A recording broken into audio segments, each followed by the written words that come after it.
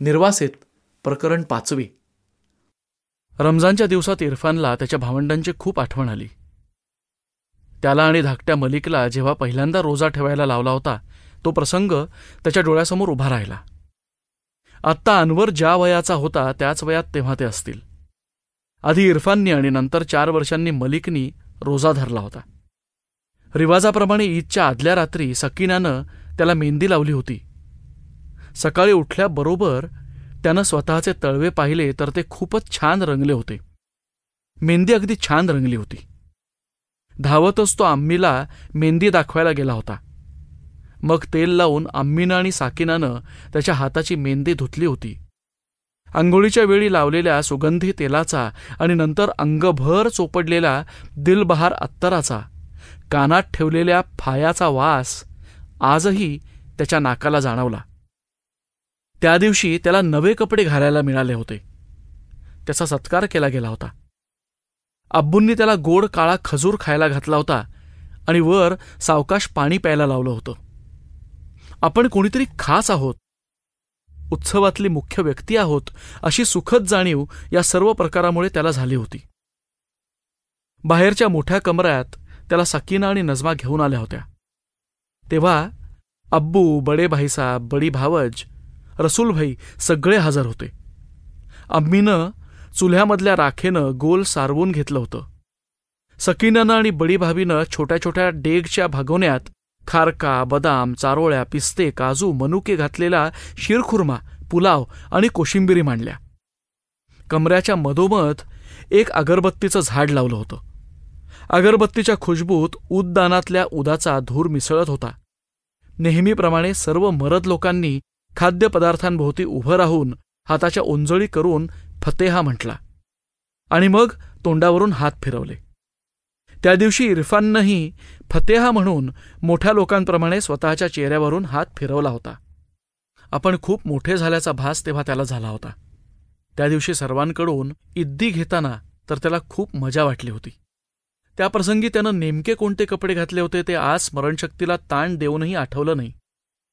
पण 4 वर्षांनंतर झालेल्या मलिकच्या समारंभात मात्र त्याच्या अंगावर घातलेला पेहराव इरफानला अगदी चांगला आठवला. रेशमी हिरवा गर्द कुर्ता, तंग सुरवार, डोक्यावर विणलेली गोल रंगीत टोपी, गळ्यात फुलांचा हार आणि डोळ्यात सुरमा घातलेल्या कोवळ्या मलिकची छबी त्याच्या नजरेसमोर उभी राहिली. आत्ताच्या आत्ता समस्तीपूरला जावं आणि आपल्या माणसांना कडकडून भेटावं अशी उबळ त्याच्या मनात दाटून आली. पण ते अशक्य होतं. तो मामूजींना म्हणाला, मामूजी अगले साल आपण अनवर को रोजे करवाएंगे. तुम्हाला काय वाटतं? अम्मीनी किती हौसेनं मला आणि मलिकला रोजे करायला लावले होते. आपण इथे तसाच कार्यक्रम करूया. अरे बेटा, अनवर अजूनही नासमज आहे, अल्लड आणि बदमाश आहे. त्याला रोजे ठेवायला जमणार नाही. ऐसा करेंगे उसके अगले साल. मामूजींनी कढाई करत बसलेल्या मामुनींकडे पाहिलं. घराबाहेरच्या मोकळ्या असलेल्या जागेच्या तुकड्यावर दोस्तांना जमवून अनवर दंगा करत होता. त्याच्याकडे मामुनींनी ओझरतं पाहिलं. अनवरला रोजे करायला लावायच्या कल्पनेनं त्यांच्या चेहऱ्यावरती आनंद आणि उत्साह दिसला, पण त्या काहीच बोलल्या नाहीत. मग मामूजींनी विचारलं, बेगम तुम्हारी क्या राय है? माझ्या माहेरी खूप लहान वयात रोजे करायला सुरुवात करतात. मी 7 सालची होते तेव्हा मी रोजे पकडले होते. पर आजकल के बच्चे जिम्मेदारी नहीं उठाना चाहते. पता नहीं पुढच्या वर्षी तरी याला अक्कल येणार आहे की नाही. कुछ भी क्या, अनवर इतना गैरजिम्मेदार नहीं है. पण तुम्हाला तो लहान वाटत असेल तर ठीक आहे. आपण त्याच्या मनाची तयारी आत्तापासून करूया. मी बोलीन त्याच्याशी, इरफान चटकन म्हणाला. ते बोलणं इतक्यावरच थांबलं तरी इरफानच्या मनातून समस्तीपूर आणि रमजानचे ते दिवस काही जाईनात. त्यावर उतारा म्हणून ईदगाहसाठी जावं असं मनात आलं. त्यानं मामूजींकडे त्याचा बेत सांगितला. त्यांच्या घराजवळच मोठं ईदगाहचं पटांगण होतं. मामूजी आणि इरफान जायला निघाल्यावर मुलांनीही जायचा हट्ट केला. तिथे जमलेल्या गर्दीत ते सगळे सामील झाले. सर्व लोकांबरोबर या नबी सलाम अलैका, या रसूल सलाम अलैका या परिचित शब्दात मिलाद म्हणताना त्याला खूप समाधान वाटलं. शब्द जरी तेच असले तरी इरफानचे उच्चार इतरांहून वेगळे होते. लाहोरच्या उर्दू लहेजात मिलाद ऐकताना पावित्र्याची अनाकलनीय झलक त्याला जाणवली आणि अंगावर सरसरून काटा आला. खुतबा देण्यासाठी माळ्यावरच्या सफेद भिंतीसमोरच्या पायऱ्यावर उभ्या असलेल्या बुढ्ढ्या मौलवीचे मेंदीनं लालसर झालेले दाढीचे केस वाऱ्यावरती भुरुभुरू उडत होते. आम लोकांसमोर उर्दू ढंगात दिलेल्या त्या प्रवचनामुळे प्रत्यक्ष अल्लाचा दुआ द्यायला आल्याचा भास इरफानला होत होता. मोठ्या जनसमुदायाने अल्लाकडे दुआ मागायला आकाशाच्या दिशेनं हात फैलावले तेव्हा वातावरणात पवित्रता शिगोशिक भरल्याचा अनुभव त्याला आला. ईद मुबारक म्हणत रिवाजाप्रमाणे त्यानं शेजारी उभ्या असलेल्या तरुणाला गळामिठी भेट दिली. तो दिवस त्याला अगदी मंतरल्यासारखा भासला. घरी आल्यावर सुद्धा कितीतरी वेळ ते प्रवचन आणि ते ऐकताना आपल्या अंगावर आलेले रोमांच त्याला आठवत होते. तो अंतर्मुख झाला. स्वतःच्या वागण्याचं त्याला थोडं आश्चर्य वाटलं. धर्माला भाषा असते का? खरं म्हणजे तसं असायचं काहीच कारण नाही. पटण्याला असताना संस्कृतमध्ये काही मंत्र ऐकले की त्याचे हिंदू मित्र किती पवित्र वाटतं असं म्हणायचे. तेव्हा ते इरफानला अजीब वाटायचं. पण आज उर्दू उच्चारातल्या प्रार्थनेमुळे आपल्याला का वेगळा अहसास झालाय? भाषेचा आणि महजबचा संबंध नाही त्यानं स्वतःला पटवायचा प्रयत्न केला. त्या दिवसापासून इरफान त्याच्याही नकळत धर्म या संकल्पनेविषयी आणि आम आदमीच्या त्यातल्या सहभागाविषयी जास्त विचार करायला लागला. त्याला स्वतःला धर्माविषयी, इस्लामविषयी वास्तवात काय वाटतं हे सुद्धा तो पडताळून पाहायला लागला. समस्तीपूरला त्यांच्या घरी सगळे सणवार इमाने इतबारे साजरे व्हायचे, पण ते तेवढंच होतं. त्या पलीकडे जाऊन 5 वेळा नमाज पडणं, कुराणाच्या सीखप्रमाणे झकात किंवा सदगा याबाबत कोणाचा फारसा आग्रह नव्हता. बडे भाईसाब आणि रसूल हमेशा बिडी ओढायचे आणि शराबही प्यायचे. ते कुठं इस्लामला मंजूर होतं. पण अब्बूंनी किंवा अम्मीनं त्याला कधी विरोध केला नाही. फोटो काढून घ्यायचे नाहीत, कुठल्याही प्राण्याची किंवा माणसांची छबी असलेले कपडे अंगावरती घालायचे नाहीत, अशी इस्लामची शिकवण असली तरी सकीना, नजमा आणि दोन्ही भावज असले नियम पाळायचे नाहीत. पक्ष्यांची, प्राण्यांची चित्र असलेले कुर्ते बेजिझक घालायच्या. अम्मीनं कधी त्यांना रोकलं नाही की टोकलं नाही. मुलांनी हररोज मदरशात गेलं पाहिजे अशी सक्ती अबूंनी किंवा अम्मीनं कधीही केली नाही. कुराणाची प्रत घरात होती, पण ती हररोज वाचली जायची नाही. तरीही सर्वांना इस्लामविषयी गर्व होता. सवड झाली की एकदा कुराण पूर्ण वाचून काढायला पाहिजे असं इरफानच्या मनात हजारदा येऊन गेलं. एक दिवस निसारनं इरफानला मुहाजिरांच्या मेळाव्याची खबर दिली. 1-2 महिन्यांनी ते एकत्र जमायचे. ईदसारखे सण समारंभ एकत्र येऊन साजरे करायचे. समस्तीपूरमधल्या आणि पटण्यामधल्या सांस्कृतिक वातावरणाची फारच आठवण यायला लागली तेव्हा निसारबरोबर इरफानही मुहाजिरांच्या मासिक बैठकीला गेला. मीटिंगची सुरुवात नव्यानं ठरवल्या गेलेल्या पाकिस्तानच्या राष्ट्रगीतानं करायचं ठरलं. पाकिस्तान सरकारनं नुकतंच राष्ट्रगीत ठरवलंय आणि राष्ट्रगीताचा सन्मान करण्यासाठी उभं राहायचं असतं हे सुद्धा तिथे कोणाला माहीत नव्हतं. नियाजुद्दीन नावाचा एक गोरा तरणाबांड पंजाबी मुलगा पुढे आला. सभेपुढे उभं राहून खड्या आवाजात तो राष्ट्रगीत गाऊ लागला. ज्या 10-15 लोकांना ते येत होतं ते पण नियाजुद्दीनच्या आवाजात आवाज मिसळून गाऊ लागले. पाक सरजमीन शादबाद, किश्वरे हसीन शादबाद, तू निशान-ए अज़्म-ए आलिशान, अर्ज़-ए पाकिस्तान, मरकज़-ए यकीन शादबाद, पाक सरजमीन शादबाद. इरफानप्रमाणे अनेकांना ते येत नव्हतं. कसं येणार? कारण हे राष्ट्रगीत नक्की ठरलंय, सरकारनं तसं जाहीर केलंय हेच मुळे आम जनतेपर्यंत पोचलं नव्हतं. राष्ट्रगीत संपल्यावर पाकिस्तान जिंदाबाद, पाकिस्तान जिंदाबाद याचे नारे झाले. नियाजुद्दीनच्या एका दोस्तानं राष्ट्रगीत असलेली छापील पत्रकं वाटली आणि नियाजुद्दीन एखाद्या पुढाऱ्याप्रमाणे सांगू लागला, एक बात सर्वांनी लक्षात ठेवायला हवी. आपण मुहाजिर आहोत. इथल्या पैदाइशी लोकांना राष्ट्रगीत नाही आलं तरी एक वेळ चालेल, पण आपल्याला ते यायलाच हवं. आपल्या राष्ट्रीय गीताबाबतचा इतिहास तुम्हाला ठाऊक असेलच, पण तरीही मी सांगतो, 7 ऑगस्टला या गीताला राष्ट्रीय गीताचा दर्जा मिळाला अब्दुल असार हाफिज यांनी हे शब्दबद्ध केलेलं आहे. इतक्यात प्रेक्षकांमधून एक वयस्क गृहस्थ उभे राहिले. त्यांनी विचारलं, हा लेकिन जिना साहेबांनी तर जगन्नाथ आझादजींकडून राष्ट्रगीत लिहून घेतलं होतं. मी रेडिओ कराचीवरती ते या कानांनी ऐकलं होतं.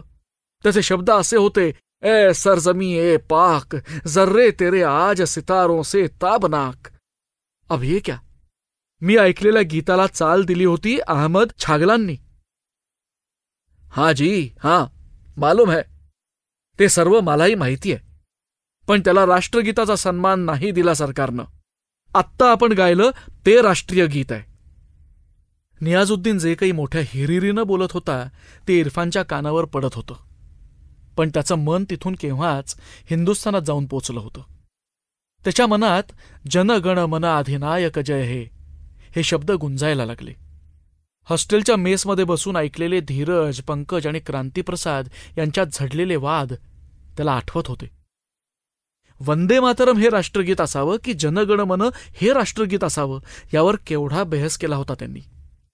वंदे मातरम हे शब्द मनात आल्यावर त्याला दोस्तांबरोबर पाहिलेला आनंदमठ सिनेमा आणि त्यानंतर सगळ्यांनी भाऊकपणे घेतलेल्या शपथा आठवल्या. जे विसरायला तो या मेळाव्याला आला होता ते सर्व जास्तच तीव्रतेनं आठवत गेलं. स्वतःच्या देशाशी बेईमानी केल्याची बोच बऱ्याच दिवसांनी त्याच्या उरात उसळून आली. समारंभातल्या त्यानंतरच्या कार्यक्रमातून त्याचं मनच उडून गेलं. काही वेळानं निसारनं आनंदानी त्याच्या खांद्यावर हात ठेवला आणि चमकत्या डोळ्यांनी त्याच्या नजरेला नजर मिळवली. तेव्हा नेमकं काय झालंय हेच इरफानला समजेना. निसार त्याला म्हणाला, सुनो यार, अखेर त्यांना बंगाली भाषेला दरबारी भाषा म्हणून मान्यता द्यावी लागली. जय बांगला. त्यांना मतलब? इरफाननं गोंधळून विचारलं. अरे मतलब पाकिस्तान सरकारला, आपल्या सरकारला, निसार म्हणाला. हॉलमध्ये जय बांगला चा जयघोष घुमला. बंगाली भाषिक मोहाजीर नारा देत होते. त्यांच्या आवाजात इरफाननं आपला आवाज मिसळवला. कित्येक दिवस हे पश्चिम पाकिस्तानचे शिष्ठ लोक बांगला भाषेला राष्ट्रभाषेचा सन्मान द्यायला राजी नव्हते. इस्लामला सिर्फ उर्दूच मान्य आहे असा त्यांचा दावा होता वगैरे गोष्टी नंतर निसारनं इरफानला समजावून सांगितल्या. अगोदर इरफानला वाटलं होतं की मोहाजिरांमध्ये गेल्यावर आपल्याला समविचारी लोकात गेल्याचा दिलासा मिळेल. आपल्यासारखेच हिंदुस्थानमधल्या वातावरणासाठी व्याकुळलेले तरुण आपल्याला तिथे भेटतील. त्या गटात तशी काही माणसं होती खरी, पण त्यांचे बोलण्याचे विषय वेगळे होते. हिंदुस्थानात सध्या काय चाललंय यावर त्यांचं लक्ष होतं. दिल्ली आकाशवाणी ते चोरून ऐकायचे. हिंदुस्थानात प्रसिद्ध होणारी वृत्तपत्र वाचायचे. पाकिस्तान आणि हिंदुस्थानमध्ये होणाऱ्या चकमकींची, आंतरराष्ट्रीय संस्थात होणाऱ्या कांगावखोर भांडणांची आणि सीमेवरच्या कुरबुरींची चर्चा ते करत होते. धीरज आणि क्रांतीप्रसादमध्ये घडायचे तसे तावातावाने काहीतरी वादंग त्यांच्यामध्ये चालले होते. त्यांच्यातल्या त्या बातचीतीमुळे दिलासा मिळायच्या ऐवजी इरफानच्या जीवाची तडफड वाढली. इतकी की ती मामूजींना जाणवली. इरफान कुठे गेला होता, का गेला होता आणि तिथे काय झालं हे मामूजींना कळलं तेव्हा त्यांनी इरफानला चांगली समज दिली. इरफानशी बरंच बोलून झाल्यावर ते समजावणीच्या सुरात म्हणाले, बेटा मला तुझी हैराणी समजते, पण आपण अशा कोणत्याच गटात मिसळायचं नाही, पॉलिटिकल पार्टीत जायचं नाही आणि मोहाजिरांमध्ये जाऊन पटरपटर करायची नाही. नाही बेटा, नाही करायची. आपला मकसद आणि आपलं काम बस, इतना ही याद रखना. त्या रात्री इरफानला बराच वेळ झोप नाही आली. मोहाजिरांच्या मेळाव्यात काय झालं हे इरफाननं मामूजींना सांगितलं होतं, पण त्यामुळे त्याच्या मनात उठलेल्या पटण्याच्या आठवणी तो सांगू शकला नव्हता. मामूजींना त्यातलं किती कळलं असतं माहीत नाही. कळलं असतं तरी कितपत आवडलं असतं याची इरफानला शंका होती. स्वतःचा अपराधी मन सांभाळत खिन्न मनाला तो चुचकारत राहिला. मात्र मामूजींचा सल्ला त्यानं लक्षात ठेवला. आजूबाजूला घडणाऱ्या गोष्टींबद्दल फारसं कोणाशी बोलायचं नाही, नुसतं पाहत राहायचं हे धोरण त्यानं ठरवून टाकलं.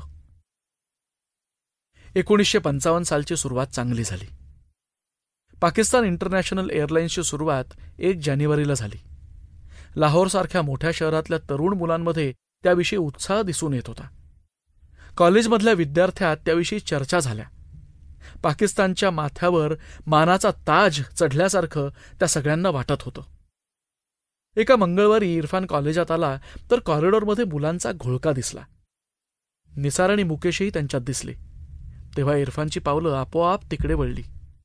मुलांच्या चर्चेवरून काहीतरी विशेष घडलंय हे त्याला लगेच जाणवलं. क्या हुआ? क्या हुआ? तुम्ही तमाम लोक असे का उभे आहात? पहिलं लेक्चर नाहीये का? त्यानं एकाला विचारलं. निसारनं इरफानकडे पाहून नकारार्थी मान हलवली. गर्दीतल्या कोणीतरी म्हटलं, अरे आज सकाळी सादत हसन मंटो वारले. आजारी होते ते. मंटो म्हणजे मिर्झा गालिब चित्रपटाचे लेखक एवढंच इरफानला ऐकून माहिती होतं. अवॉर्ड विनर म्हणून पटण्याला त्यानं मुद्दाम तो सिनेमा पाहिला होता. पण त्यांच्या मृत्यूमुळे या मुलांनी इतकं गंभीर व्हायचं कारण त्याच्या लक्षात नाही आलं. स्पष्टीकरणासाठी त्यानं मुकेशकडे पाहिलं. त्यानं डोळ्यानंच इरफानला गप्प राहायचा इशारा केला. गर्दीतला दुसरा कोणी म्हणाला, यार खूप मोठा लेखक होता तो. खूप मोठा लेखक. तो काळाच्या फार पुढे होता. जादा बोल्ड कहाण्या लिहायचा म्हणून त्याची कदर झाली नाही असं आमचे एक सर सांगायचे. त्यांनी जर एवढं नशापाणी केलं नसतं ना तर एवढ्या तरुण वयात ते वारले नसते.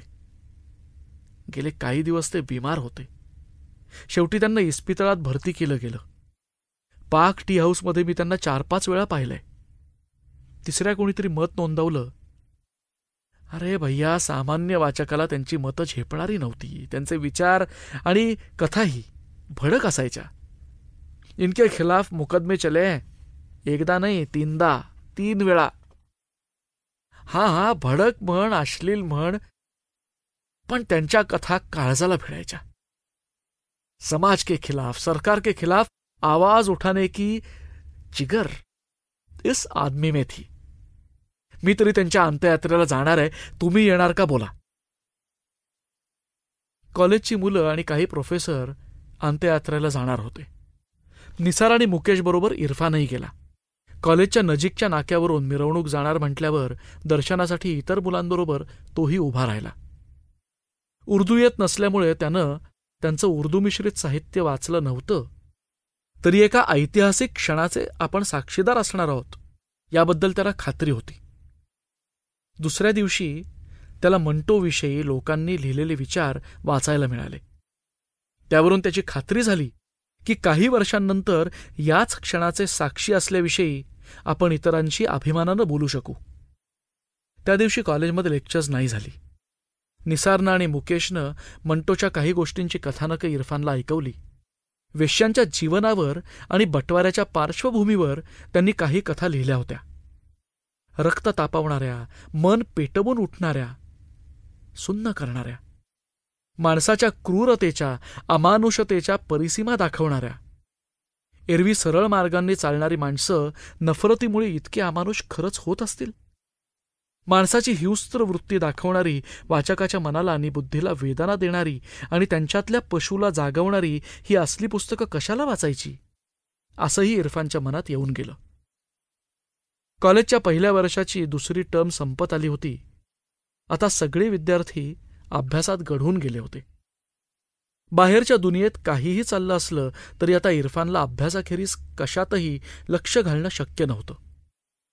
इरफानचा बराच वेळ आता कॉलेजात जायला लागला. त्याची स्वतःची सबमिशन्स आणि ड्रॉइंग्स करायला मामूजींच्या घरात ड्रॉइंग बोर्डनी कागद पसरून बसण्याइतकी जागा नव्हती. कॉलेजातल्या रीडिंग रूममध्ये किंवा हॉस्टेलमध्ये एखाद्याचा कमरा पाहून त्यात बसलं की आरामात काम करता यायचं. क्लासमधल्या 8-10 मुलांनी त्यांची सबमिशन्स आणि ड्रॉइंग्जही इरफानकडून करून घ्यायची असं ठरवलं होतं. त्यांच्यातल्या एखाद्याच्या रूमवरती इरफान बसायचा. इंजिनिअरिंगची महागडी पुस्तकं विकत घेणं परवडण्यासारखं नव्हतं. अध्यापक लोक एकेका विषयासाठी 3-4 पुस्तकं सुचवायचे खरं, त्यामुळेच तर सर्व पुस्तकं मिळवणं आणखी अवघड व्हायचं. कॉलेजच्या लायब्ररीतून बरीचशी पुस्तकं मिळायची, पण ती तिथे बसून वाचायला लागायची. घरी नेता यायची नाहीत. मुकेश, निसार आणि इरफान एकत्र बसून अभ्यास करायचे. एकमेकांच्या शंका सोडवायचे. त्यांची गट्टी दिवसेंदिवस वाढत होती.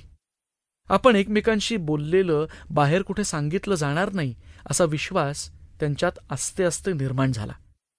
ते मोकळेपणानं एकमेकांशी बोलायला लागले. अभ्यास करून शीण आला की ते आसपास चक्कर टाकायला जात. नजीकच्या कोपऱ्यावरच्या टपरीवरून चहा पिऊन येत.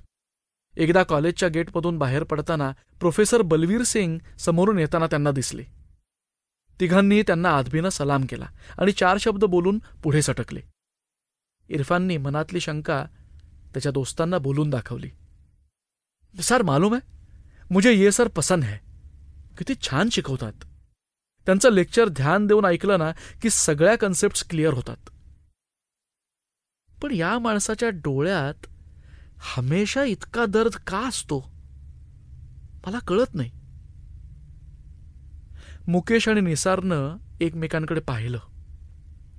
मनात आलेलं बोलावं की नाही याबद्दल कचरल्यासारखे ते दोघंही कुटमळले.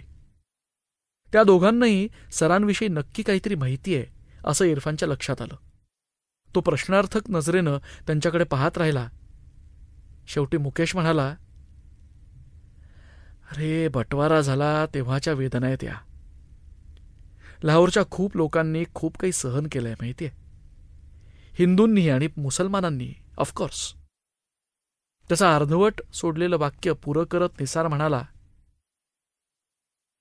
इरफान, लाहोरात त्यांचा खानदानी व्यवसाय होता. शहरातल्या रईस लोकात त्यांची उडभस होती.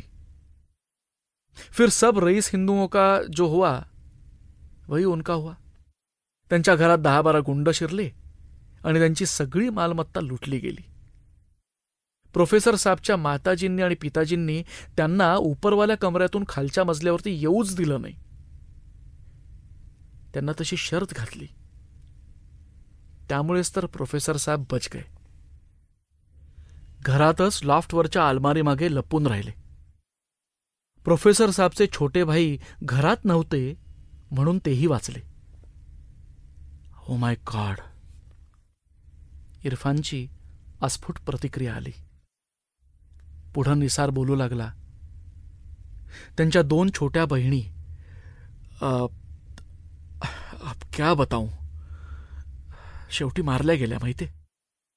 मी असं ऐकलंय की त्यांच्या वडिलांना गुंडांनी सुरा भोसकून मारलं आणि मेलेल्या त्या बुढ्ढ्याची पुरी विटंबना केली. अलमारी मागे दडलेल्या प्रोफेसर साहेबांना हे सर्व समजत होतं, पण लाचारपणे चूप राहावं लागलं. त्यांच्या वडिलांना गुंडांनी का मारलं माहितीये? कारण त्यांनी त्यांच्या बहुबेटियांचा बचाव करायचा प्रयत्न केला म्हणून, आणि स्वतःच्या बीबीला लपवून ठेवलं म्हणून. मुकेशला पुढे बोलवेना.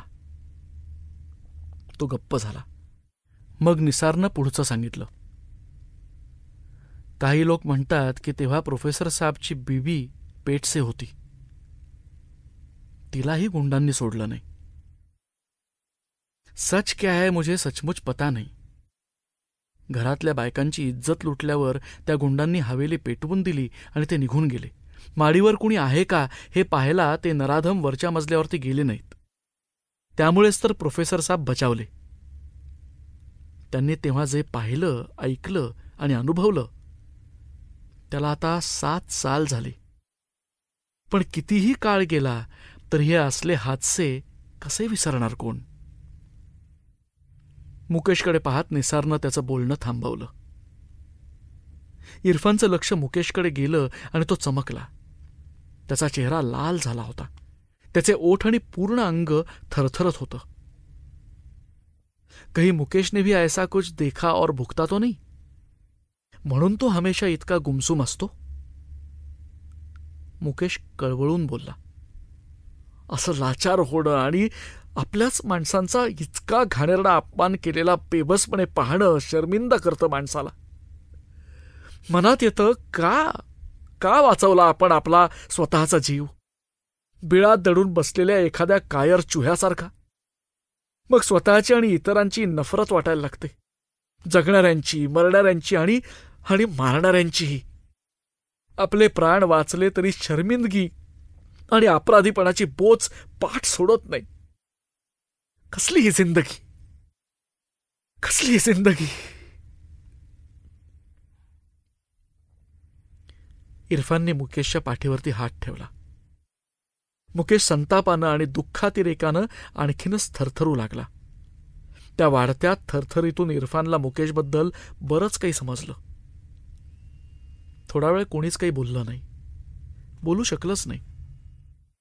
मुकाट्यानं ते चहाच्या टपरीच्या दिशेनं चालत राहिले. चहा पिता पिता निसार म्हणाला, भैया आपले प्रोफेसर बलबीर सिंह एकदम जेंटलमन आदमी है. इतना सब कुछ हुआ, पण त्यांच्या दिलात आम्हा मुस्लिमांबद्दल नफरत नाही. ते म्हणतात आदमी बुरा नहीं होता, मजहब भी गलत काम नहीं सिखाता, पर माणसाची लालच आणि हवस यामुळेच सगळा घात होतो. एव्हाना मुकेश सावरला होता. तो पडेल आवाजात म्हणाला, सो तो है. जेव्हा हे थैमान सर्वत्र चालू होतं तेव्हा सुद्धा मोहल्ल्यातले काही मुस्लिम दोस्त हिंदू लोकांना लपायला मदत करत होते. मित्र पाहताना तुम्ही मजहब पाहून थोडीच दोस्ती करता. आम्हालाही त्या काळात दोस्तांनी मदत केलीच. पर जब तुम्हारे जिंदगी मौत का सवाल आता है तेव्हा कोण कोणाला आणि कसं वाचवणार. इरफाननं विचारलं, निसार तुला एक सवाल करू. तू तर माझ्यासारखा मुहाजिर आहेस, तुला या सगळ्या गोष्टी सांगितल्या कोणी. निसार किंचित हसला आणि सांगू लागला, अरे आम्ही 1948 मध्ये हिंदुस्थानातून लाहोरला आलो. इथे येऊन मला जवळपास 6 वर्ष झाली ना. स्कूलमध्ये आणि कॉलेजमधले माझे दोस्त मला कितीतरी गोष्टी सांगतात. ॲट्रॉसिटीची भरपूर चर्चा चालायची वर्गात. प्रोफेसर साहेब विषयी मी ऐकलं होतं, सो मला त्यांना पाहण्यात इंटरेस्ट होता. आपल्या कॉलेजातही बऱ्याच मुलांना त्यांची कहाणी माहिती आहे. त्यांच्या विचारांचं म्हणूनच तर मला विशेष वाटतं. आज भी पडोसमध्ये राहणाऱ्या लोकांना त्यांच्याविषयी आदर वाटतो माहितीये. मुकेश स्वतःशीच पुटपुटला, स्वतःवर झालेले अत्याचार विसरून पुढे जाणारी माणसं दुनियेत कमी असतील, पण तशी थोडी माणसं असतात. त्यांना पाहूनच इन्सानियतवरचा आपला विश्वास टिकून राहतो. जरी मुकेशनं या दोघांपासून काही गोष्टी लपवल्या होत्या तरी तो बराच पोळलेला असावा. त्यानंही खूप सोसलं असावं हे उघड होतं. निसारला आणि इरफानला मुकेशच्या मनस्थितीची कल्पना आली होती. इरफान म्हणाला, अशा अप्रिय घटना विसरणं मुश्किल असतं. आम आदमीकडून तशी अपेक्षा करणं ठीक नाही होणार. प्रोफेसर साहेबही तो हादसा विसरले नाहीत, पण त्यांच्या दर्दमुळे ते कनवळू झाले, अमानुष नाही झाले. गुंडामधला आणि त्यांच्यातला हाच तर फरक आहे. काही क्षण मुकेश गप्प राहिला. त्यानं या बोलण्याला विरोध किंवा संमती काहीच दर्शवली नाही. पण त्याची चर्या बदलली. थोड्या वेळापूर्वीचा राग आणि वेदना मावळली होती. इरफाननं स्वतः यातलं काहीच प्रत्यक्ष अनुभवलं नव्हतं, पण ऐकलं होतं. तो म्हणाला, एक बात बोलू. हिंदुस्थानातही वेगळा मामला नव्हता असं बुजुर्ग बोलायचे. इरफानला पटण्यातले दिवस आठवले. धीरज आणि तो कितीतरी वेळा या विषयावरती बोलायचे. त्या दोघांनी थेट अत्याचार सहन केले नव्हते, पण आपापल्या धर्मातल्या लोकांवर झालेल्या अत्याचारांच्या घटना त्यांनी बुजुर्गांकडून ऐकल्या होत्या. जाळपोळ, दंगली त्यांच्या खबरी ऐकल्या होत्या. खून का बदला खून से, हम भी मरे माँ के दूध नहीं पीते, अशा उर्मटपणे केलेल्या वल्गना त्यांनी ऐकल्या होत्या. स्वतःच्या तोंडावर बसलेली माशी सुद्धा न हाकलणाऱ्या लोकांना पेटलेलं पाहिलं होतं. मजहब नहीं सिखाता आपस में बैर रखना ही ओळ शाळेत ते शिकले होते खरं. त्यातला खोल अर्थ दोघांनाही मनापासून पटला होता. पण घरातली मंडळी जेव्हा तावातावानं काही बोलू लागायची तेव्हा त्यांच्याशी वाद घालणं, त्यांची मतं खोडून काढणं दोघांनाही जमलं नव्हतं. काय खरं, काय खोटं, काय गलत, काय सही त्यांना कळेन असं व्हायचं. त्यांनी तशी कबुली प्रामाणिकपणानं एकमेकांना दिली होती. आपण आज धीरजसारखे वागलो असं इरफानच्या मनात येऊन गेलं. का कोणास ठाऊक त्याला त्या विचारानं खूप बरं वाटलं. कधीतरी मुकेशला बोलतं करायचं, त्याचं आतल्यात साकळलेलं दुःख कदाचित त्यामुळे मोकळं होईल अशी खुणगाठ इरफाननं स्वतःशी बांधली. पण मुकेशच्या मनावरच्या त्या सडत्या जखमा उकरून निघतील अशी कोणतीही चर्चा न करता त्या दिवशी मात्र तो विषय तिघांनी तेवढ्यावरच थांबवला. रीडिंग रूममधला अभ्यासाचा पसारा आवरून दिवे लागणीच्या वेळी सायकल पिटाळत इरफान घरी आला. तेव्हा मामुनीनं त्यांचं कढाई सिलाईचं सामान आवरलं होतं. मार्च संपत आल्यानं दिवस मोठा झाला होता. मोठी थैली घेऊन त्या बाहेर निघाल्या होत्या. अंगावरच्या खमीसला चिकटलेले धागे हातानं झटकत आणि भिंतीवरच्या फुटभर उंचीच्या आरशात बघत त्यांनी मुलांना सूचना दिल्या. अरे सुनो, तुमचे अब्बू नाहीतर इरफानबाई एवढ्यात घरी येईल, तोवर लढाई झगडा करू नका, अभ्यास करायला बसा. शब्बूला चिडवू नको आणि रडवू नको रे, मी पटकन जाऊन येते. इरफाननी घरच्या दाराबाहेर भिंतीला सायकल लावली आणि तो आत शिरला. मामुनींचे शब्द तोंडात घुटमळले. त्यांनी हातातला थैला भिंतीशी टेकवून ठेवला आणि नाईलाज झाल्यासारखी त्यांची पावलं उंबऱ्याशी अडखळली. चेहऱ्यावर बळेच स्मित आणत त्या म्हणाल्या, इरफानभाई, तुम्ही हातपाय धुवून घ्या, तोवर मी 2 मिनिटात चाय ठेवते. नाही नाही नाही, नको नको नको मामुनी, मी दोस्तांबरोबर टपरीवर चाय पिऊन आलोय, तुम्ही नका तसदी घेऊ. सच सांगता की मला काम करावं लागेल म्हणून बोलताय? नाही नाही नाही, सच बोलतोय. तुमच्या चायची लज्जत त्या चायला नाही, पण असं असेल ना तर मग बनवते ना मी चाय. 2 मिनिटांचं तर काम आहे. असं म्हणताय? मग ठीक आहे, बनवा. हा, पण मामुनी, त्यासाठी माझ्या 2 शर्ती राहतील. वा, बहुत खूप. चाय मी बनवणार आणि शर्ती तुम्ही घालणार काय? मामुनी खळखळून हसल्या आणि पुढे म्हणाल्या, अच्छा सांगा, तुमच्या शर्ती काय आहेत? नाटकी ढंगानं इरफाननं त्याच्या अटी ऐकवल्या.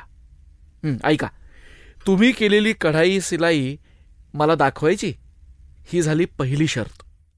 आणि चाय पिऊन झाल्यावर तुमचं झालेलं काम मी दुकानात पोचवून येणार. हा, तोवर तुम्ही आराम करायचा, ही दुसरी शर्त. इरफानचं हे लाघवी बोलणं ऐकून मामुनी मनापासून आनंदल्या.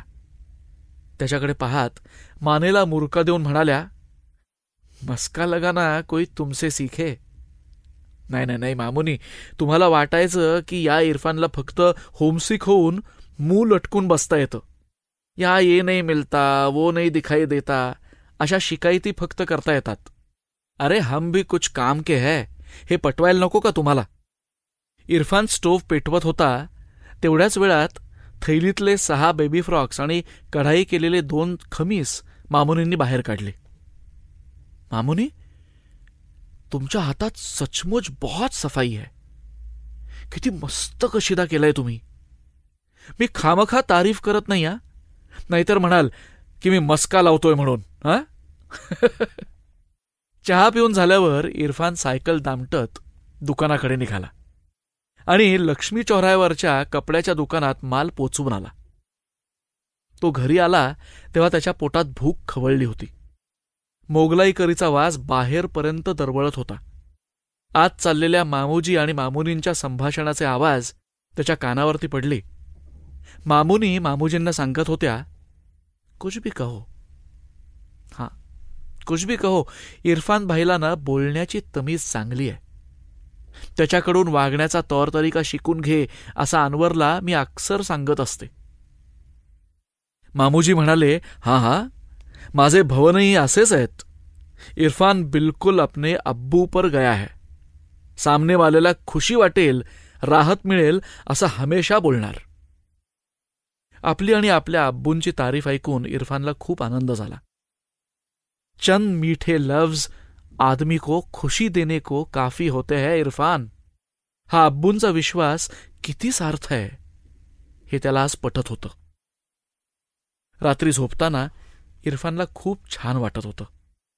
स्वतःविषयी, आजूबाजूच्यांच्या विषयी, दुनियेविषयी, सगळ्याच विषयी. काही वेळा जशी मनाला अकारण खिन्नता येते तसाच अकारण आनंदही होतो का माणसाला? स्वतःला अकारण झालेल्या आनंदाचं कारण इरफानला काही केल्या कळत नव्हतं. इरफानच्या डोळ्यांवर झोप चढत होती.